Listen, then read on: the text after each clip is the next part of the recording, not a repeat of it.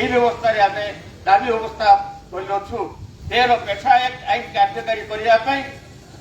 এই দাবি রয়েছে ভূমিহীন আদিবাসী ব্যক্তি ঘর বাড়ি এবং চাষ জমি নথিবারু আমার যে লোক মানকর ঘর পটা নাই এবং জমি পটা নাই সেমানଙ୍କୁ দেওয়া ପାଇଁ ମଧ୍ୟ এই যে আমার তহସିଲଦାରଙ୍କ তরফରୁ राज्यपाल महोदय को आम यही दाबी जनईचु जंगल जमी बसवास कर जनजाति मानक जंगल जमी पट्टा देवाई व्यवस्था करने आम समस्त समाज सभापति संपादक एवं कर्मकर्ता ये दाबी जनवाई ये लिखा जाइए समस्त मंगल मंगल एवं षोल बेआईन भाव में आदिवासी जमी को भोग दखल करुवा अण आदिवासी वर्गर व्यक्ति मानक चिन्हट कर जमी फेरस्त करने दाबी उपस्थापन कर आदर्श विद्यालय मानक जनजातिर छात्र छात्री मानक अध्ययन निमंते अग्राधिकार दिजाऊ लघु खनिज तथा बाली मुरम पथर 12 राज्यर चालान करमी बंद हो समस्त आदिवासी समाज संपादक सभापति आम तहसीलदार महोदय को लेखा दि जाए आवासिक विद्यालय अध्ययन करुवा अंतेवासी नवम और दशम श्रेणी छात्र छात्री मानक मध्याह्न भोजन व्यवस्था कर ग्रामांचल मानक घोषित विद्युत अघोषित विद्युत कार्ड जो रही सब लाइट रोना करेन्ट जाऊँगी दिन दिन धरी ट्रांसफॉर्म पड़ जाए लगुना केमी आदिवासी अंचल बसवास कर गाँ लोक मैंने सहर लोक रही रोचे सब लाइट से लाइट व्यवस्था सब ग्रामांचल रो तार दाबी रही जयपुर उपखंड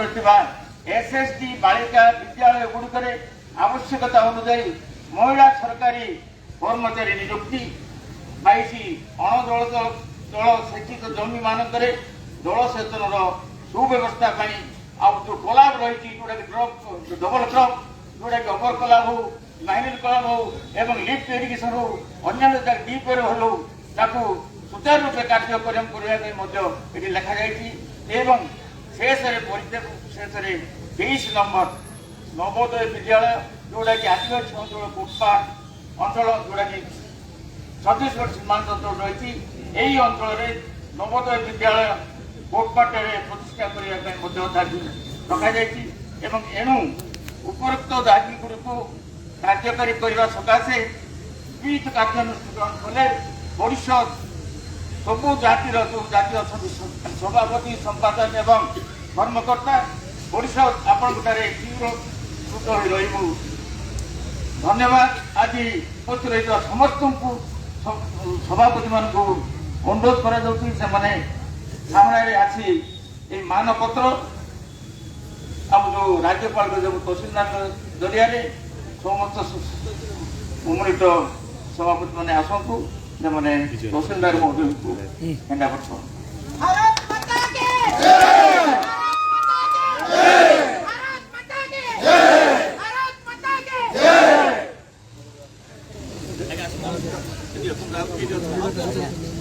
ठीक अच्छे हाँ भाई सब ये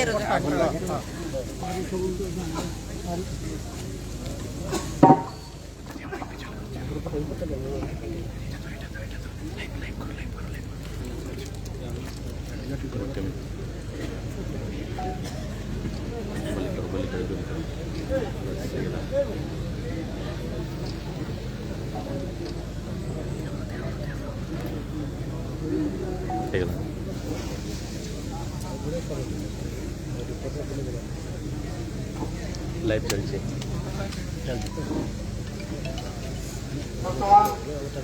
अनुरोध करते प्रवर्तन मंत्री को श्री प्रद्युम्न महोदय को धन्यवाद मैडम धन्यवाद मैडम धन्यवाद। ଗୋଟେ ବେলা ଆରମ୍ଭ ଗୋଟେ ଆମର ଶାସ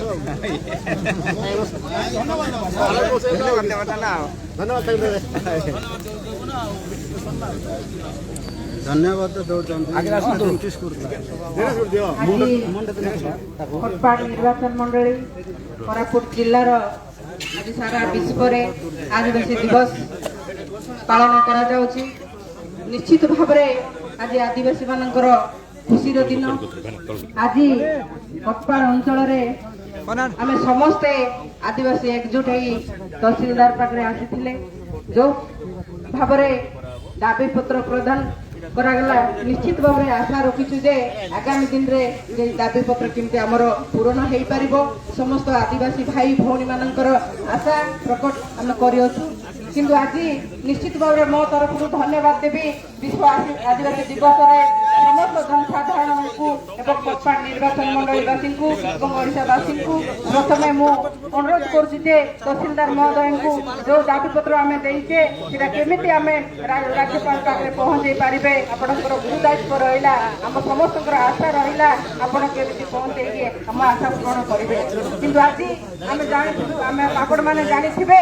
ସାରା ବିଶ୍ୱରେ ଆମେ ଜାଣିଥିବେ 62 ପ୍ରକାର ଆଦିବାସୀ ଅଛନ୍ତି। ଆମ ଜନଜାତି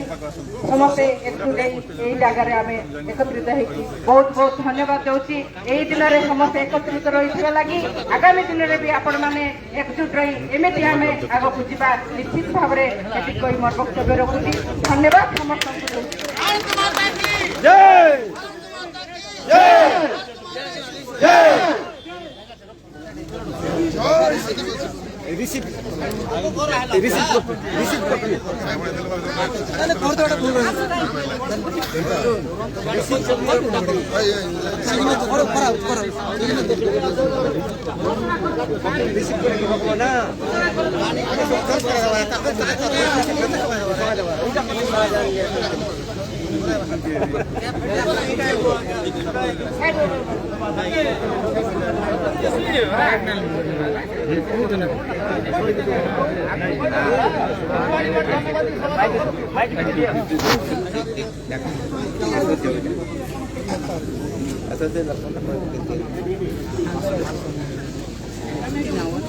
Finish.